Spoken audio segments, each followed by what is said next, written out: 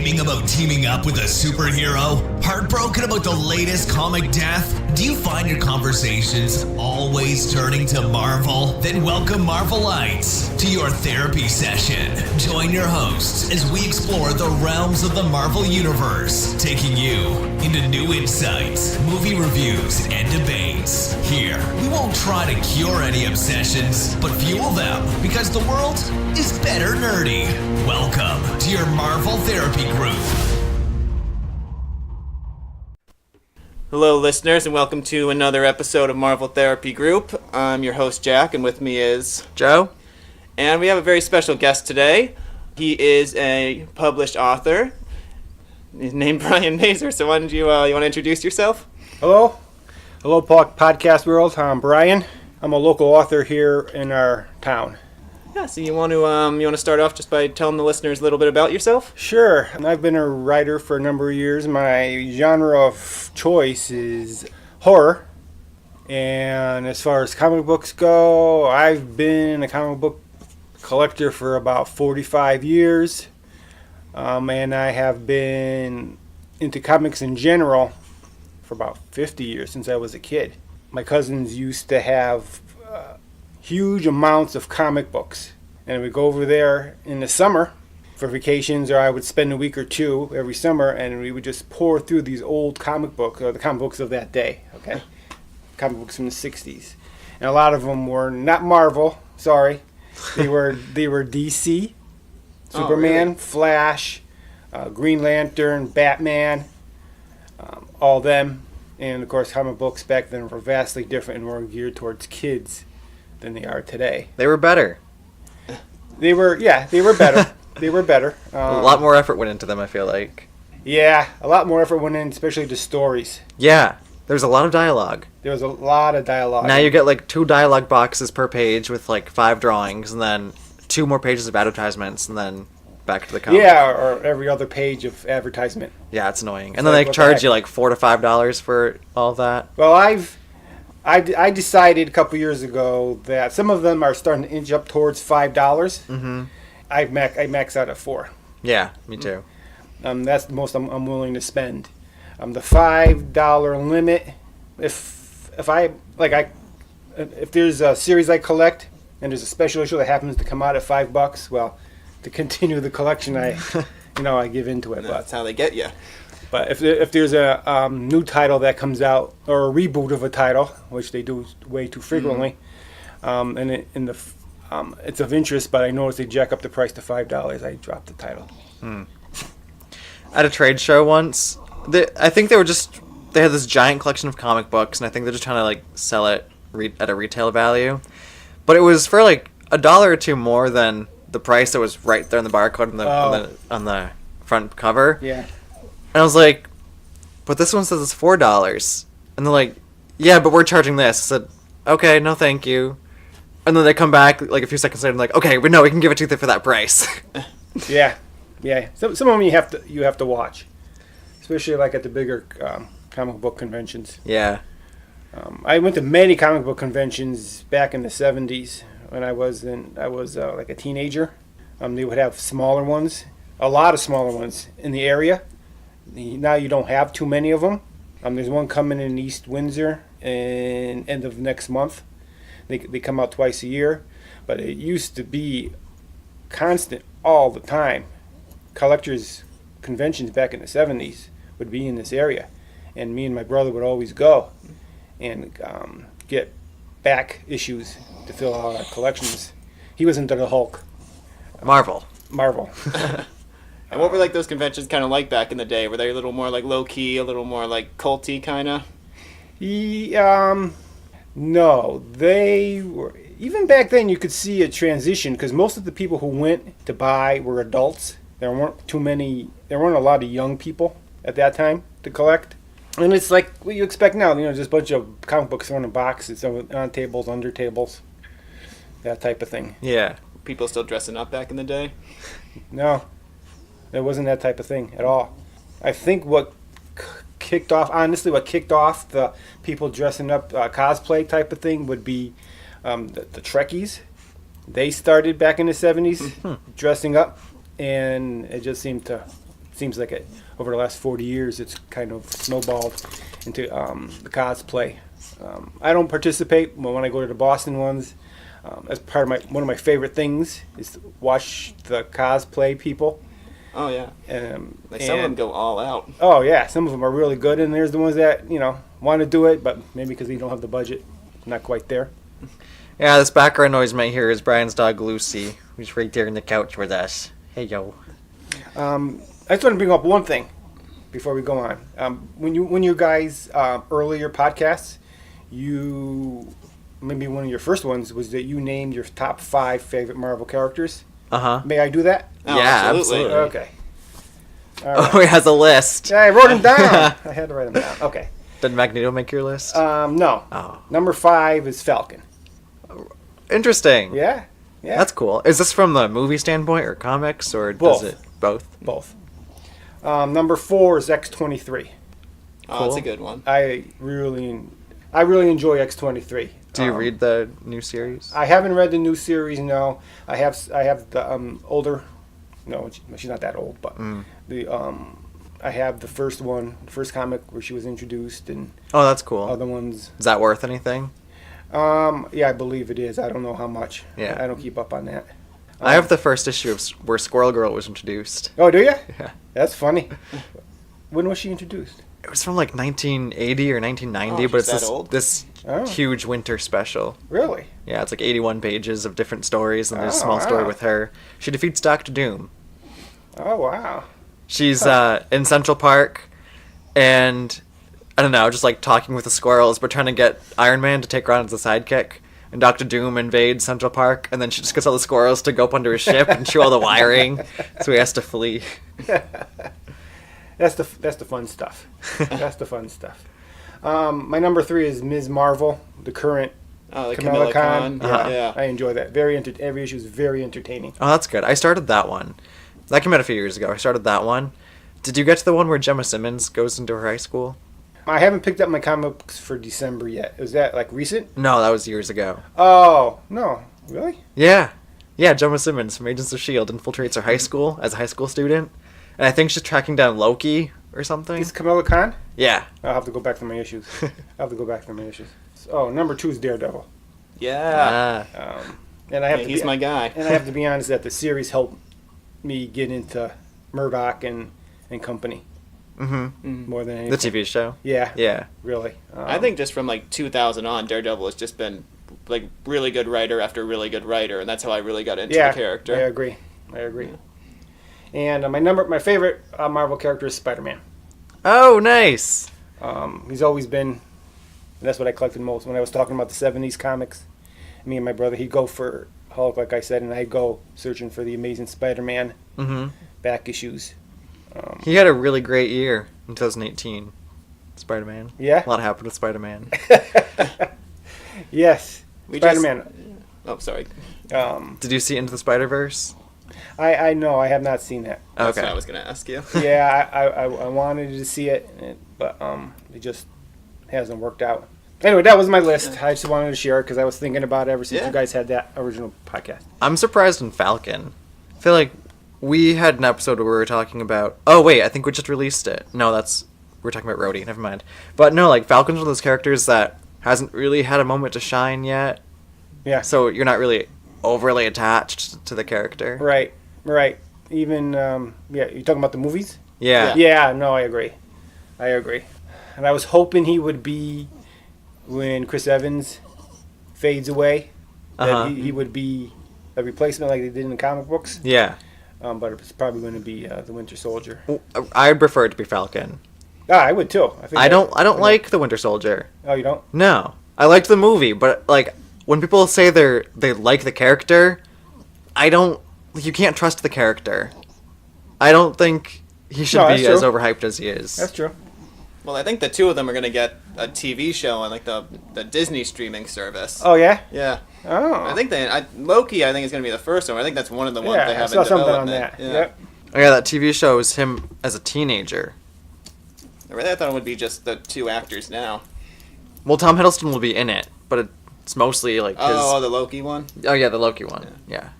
So I wonder, Mr. Mazur, if we could go back to talking a little bit about your writing a little bit. Sure. So you could just talk a little bit about what your method for writing is like. Like, how do you take an idea and turn it into a story? Well, I think I probably go against the grain on that. One thing I do that I didn't do when I was younger is I pay attention more to the world around me. You know, what people say, what people do. I'll catch a bite of something. Maybe I was influenced by a commercial once for a story, and the first story I ever had published was I was at work. I was walking back. I had been on the road, and I'm an IT guy, by the way, so I do traveling. But I was on the road walking back to the office, and this person asked me for the time.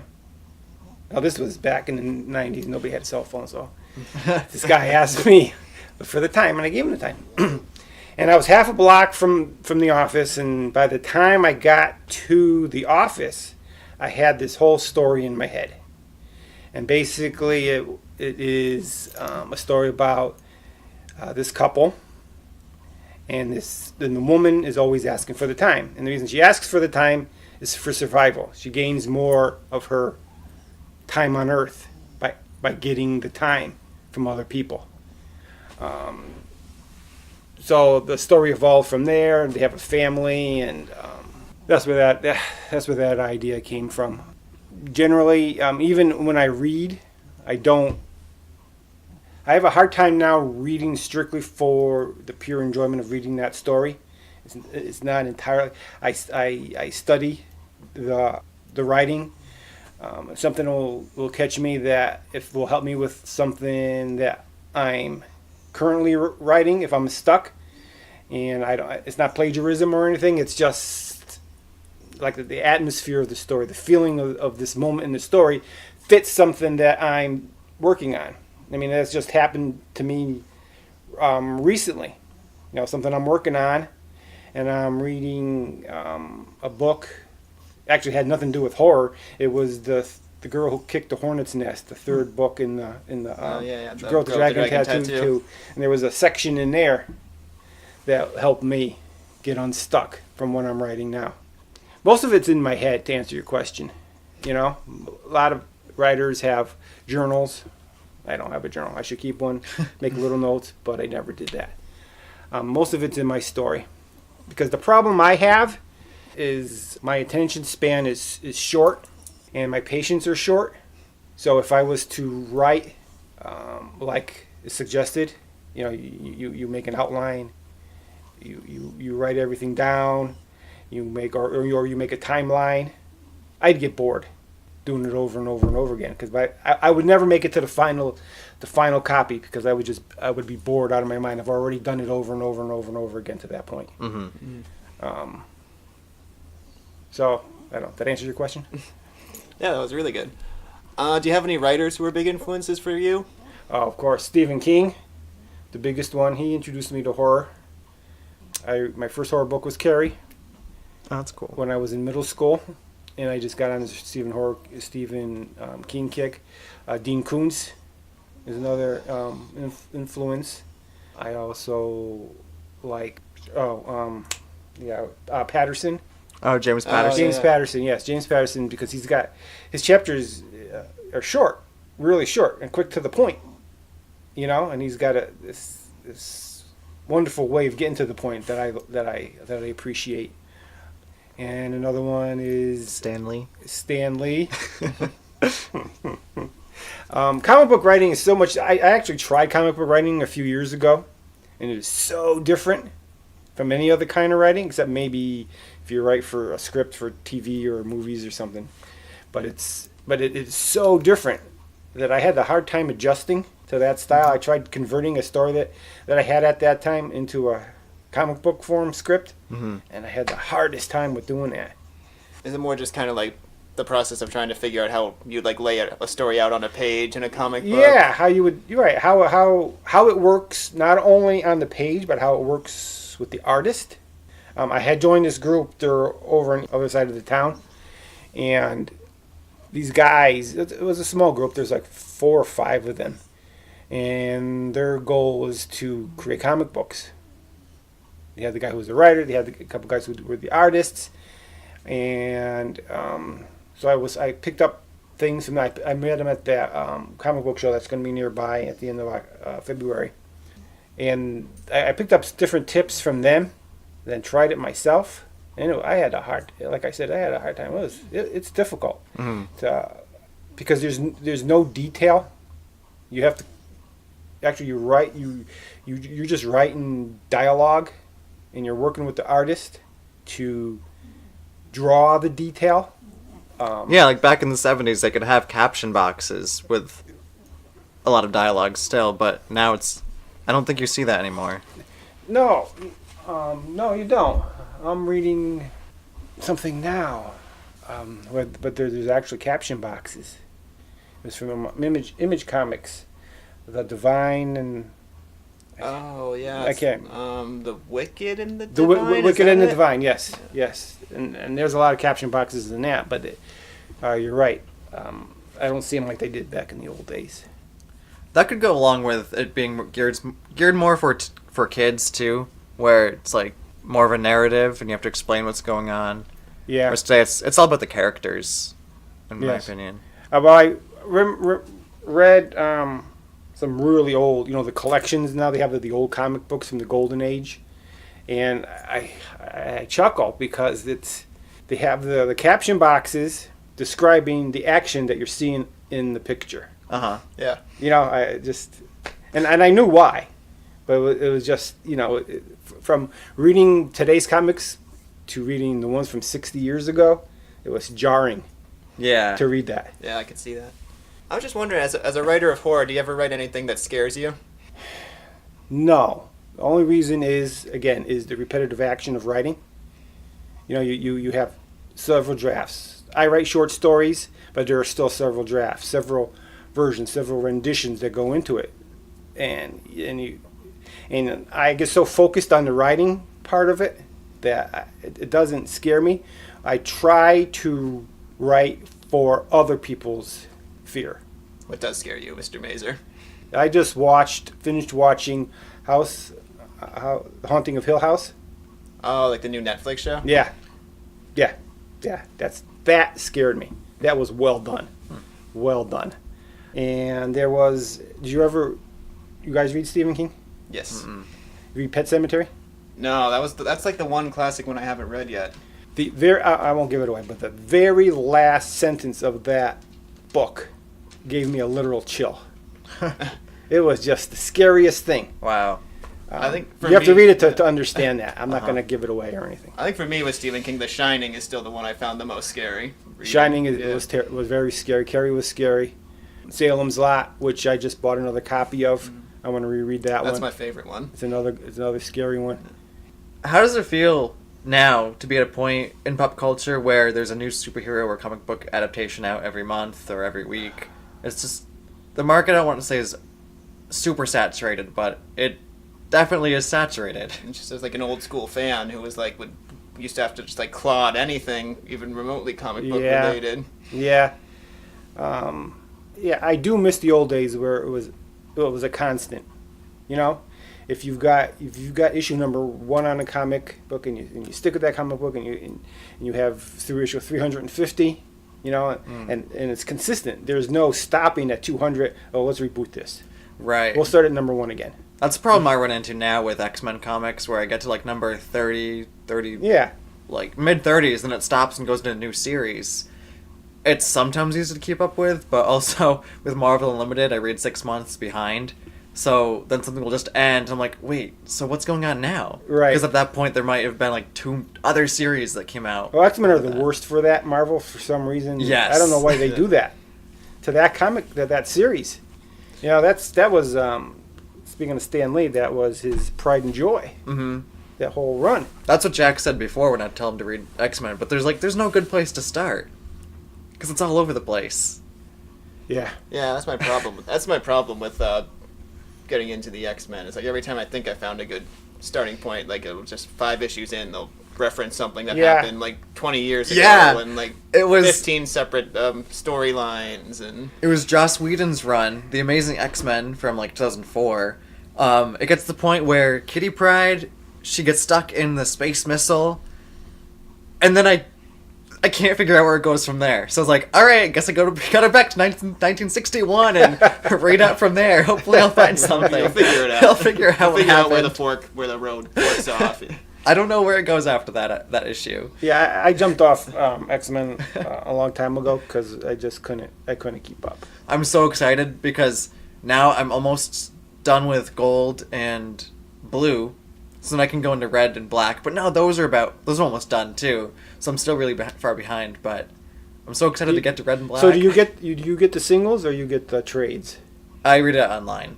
Oh, you read it on. Marvel, you yeah. did digital. Yep. Oh, okay. Marvel Unlimited. I read Okay. it online mostly Marvel stuff. I mostly read online. I have a few comics that I buy the physical versions of. Yeah. But that's mostly like the new Sandman run they have out right now. Mm. I'm buying the physical copies of those.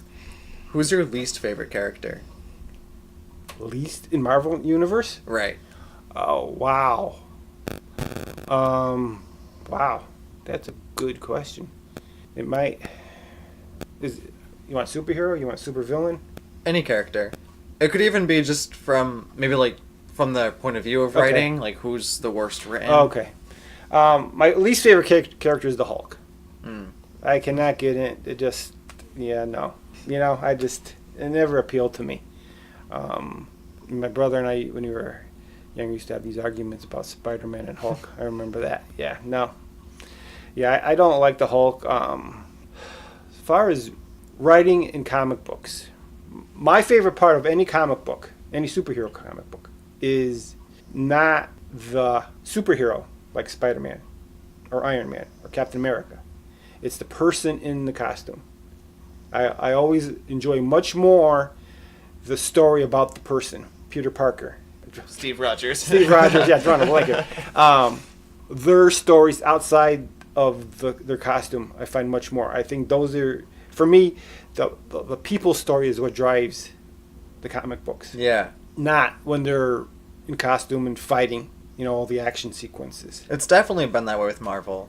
It's always about the characters, not so much the story. Right, and which is I really enjoyed. Yeah. I've collected just about every single issue of Ultimate Spider-Man, which began in 2000, and it was, I don't know if you've ever read it, but it's so well done from a story point of view, and all the stories, there was never a boring issue.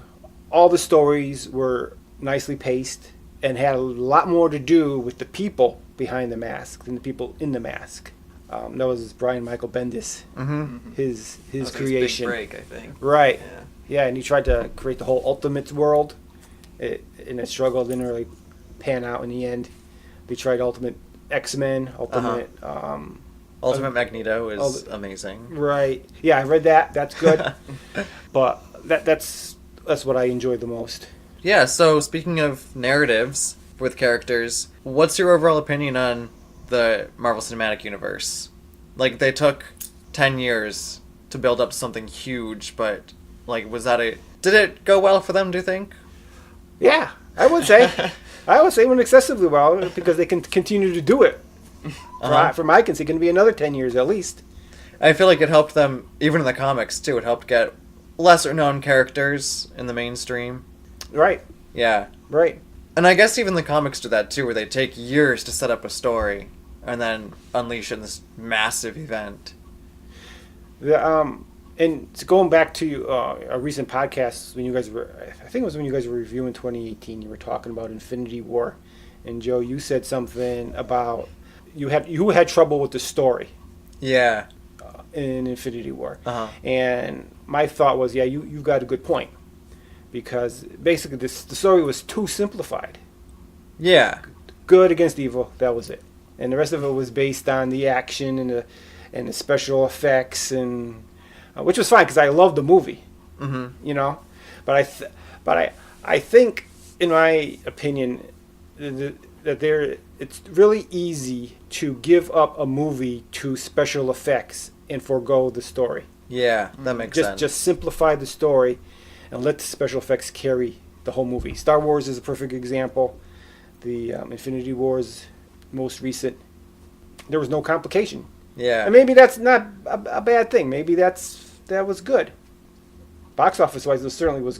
It paid off for them. I think they were happy with it. Right. Oh yeah. Yeah, I think I said I was proud of the movie for what it had accomplished, but I didn't love it. Right. Yeah. I admire the way Marvel/Disney handled the whole 10-year period. They built up nicely to this point where it'll be ending in this coming spring. Mm-hmm. But they did a nice job pacing out the story, creating the characters, getting all of us invested in the characters. But they also led me to want movies on characters that there's probably never going to be a movie for. Jack had a really good analogy for it. You said it was a season of television. Every movie was an episode, and the Infinity War is the season finale. Yeah. Yeah, it was. Yeah, it was really well done. Do you have a favorite comic book movie, not just from the MCU, but just of all time? Oh, I do. It's Iron Man, which I saw you guys just posted your latest podcast on. Yeah, Iron Man is my favorite Marvel movie, and I've watched that a number of times. Mm-hmm. We'll watch it more again. What did you think of the format for that one, where it was commentary and the second episode was a review? We're trying something different there. Oh, I'm sorry. I haven't listened to it yet. I just downloaded it last night. Were you excited you got 2 new episodes? Yeah, I was. Okay. I was surprised. No, I was. I was surprised too. I was hoping that would go well for our listeners. Yeah, absolutely. And I was happy to see it was Iron Man. Yep. It really was. That's. If you could write, I know I said comic book writing is a lot harder, but if you could write a comic book or maybe a screenplay for any character, who would it be? Spider-Man. Yeah? Spider-Man. Peter Parker. Yes. From the previews of the coming Spider-Man movie, Homecoming. Far From Home. Far From Home, right. It looks like Peter Parker is going to get a lot of screen time, not just Spider-Man. Yeah. We'll see. But, yeah. That'd be good, absolutely. Peter. I can relate to Peter Parker. In my younger days, that's probably why I turned to Spider-Man and grew to love Spider-Man so much, was that I could relate to Peter Parker. You know, this nerdy guy. This didn't fit in any particular slot. Just was his own person. Struggled with that. That's what made me love him. And yeah, that would be fun. But I would probably leave out Spider-Man without reference. I would do references, but I wouldn't, include Spider-Man character in. Oh, okay, yeah. Sort of like, that second Iron Man movie. No, the third Iron Man movie. Yeah. Where he was all about him. Mm-hmm. And the Iron Man suit was a side thing. Something similar to that. Yeah, very cool. Who would be your villain for your Spider-Man movie? Oh, wow. I'm still, Norman Osborn. It's a good one. He's the guy. Again, Norman Osborn, not the Green Goblin. Or, Yeah. Yeah. If I could write for anyone, it would be Magneto. Really? Yeah. What a shock. No one would have pegged that. Wow. I would write a really good Magneto comic book. You should write something out anyway. I mean, just for fun. Yeah. Would you do the man behind the mask type of thing, or would you? It goes hand in hand with him. I feel like, the 60s, it was just a two-dimensional villain where he wanted to take over. Mm-hmm. But the character's evolved since then so much that he's not Magneto. It really is just Eric or Max or whichever name he's going by at the time. He happens to be a mutant, and he happens to be fighting for equal rights. And he has mutant powers. But it's one and the same at this point. Eric Lenzer, Max Eisenhart, and Magneto, or Magnus. Because, comics, lots of different names throughout time. Yeah, I know. You let me borrow Magneto one. Was a trade it took place when he was a kid in the concentration camp. Magneto Testament? Yeah, was that the name of it? That's a really good one. That was really good. I totally enjoyed that. Yeah. That was really well done. You get really good. It was dark, and it was sad, and it was I really enjoyed The that. art was really good too. The art was excellent. Like that touched you too because it was very dark and gritty because it was they were in concentration camps, people were dying. And you speak about the art. Usually I find that they do a real good job of matching the writer up with the artist, where the artist artwork fits the writer. Mm-hmm. You know, and Brian Michael Bendis is the perfect example of that in Ultimate Spider-Man. It fit so well. You don't always get that. Mm-hmm. You know, it's like, well, we got the writer. Yeah, you over there in the corner. Yeah, you are the artist. You can just kind of tell when like a writer has a really good relationship with the artist they're working with. Mm-hmm. Yeah, it's obvious. Yeah, you're right. It's obvious when it comes out on the page. So, I know Jack's favorite character is Daredevil. Yeah, he's my guy. So do you like? Which side do you prefer? Do you prefer the Matt Murdock, or do you prefer Daredevil, or? The stories that I think have had the biggest impact on me have been the ones where it kind of shows like the toll being Daredevil has on Matt Murdock and the people around him, where it's sort of like the stories where Kingpin or will start going after Matt Murdock and his personal life as his lawyer, and Matt has to try to figure out how can he save his own life, how can he sort of keep his personal life together while also being Daredevil. Those are stories that kind of impact me. Yeah. And didn't you find that the third season, either one of you, the third season of Daredevil, that the Matt Murdock story drove the season, even when he was in the Daredevil costume? Yeah, I thought it went full circle. The first season was about Matt Murdock, second was Daredevil, and then this one merged the two. Right, yeah. It did. Even when he was in Daredevil costume, he was still being tortured emotionally as Matt Murdock for his earlier life and actions and all that. Well, I thought the best episode was when he had to break into the prison and he has to fight his way out as Matt Murdock. That was interesting. That was interesting. Yeah, that was. Yeah, I love that third season. I was sad to see it go, and I had just finished it when the news came out. Oh. Yeah, they kind of unceremoniously dropped that one. Yeah, I was not happy. My only consolation that it ended at like a really good point. Like for that to be like the end of the show, like I can accept that as being an ending. But there was the tease of Bullseye. Bullseye on the operating table being turned into Bullseye. I kind of like that. It kind of ends with Matt, Karen, and Foggy. They're gonna go start up their business again. Kingpin has been put behind bars forever. Forever. Air quotes. Yeah. Forever. Unfortunately, we are almost out of time. Okay. Before we go, I want to. Is there anywhere our listeners could find some of your work? Yeah, you can do a search of Brian D. Mazur on Amazon or Barnes & Noble if they still have any supply of books. It's been a couple years since I've had anything published. My writing's kind of fallen by the wayside for some personal reasons. There's still some books out there available. Or just even Google me. There's private publishers that still have books where they were originally published through. Awesome. Thanks for being on our show. Yeah, thank you This guys. is really this has good. been fun. And listeners, if you like our show, # Marvel Therapy Group it. Send it to us, we'll repost it. We'd love to hear from you. So, any last words for the episode? Nope, I got nothing. All right. I got nothing. All right, we'll end with that then.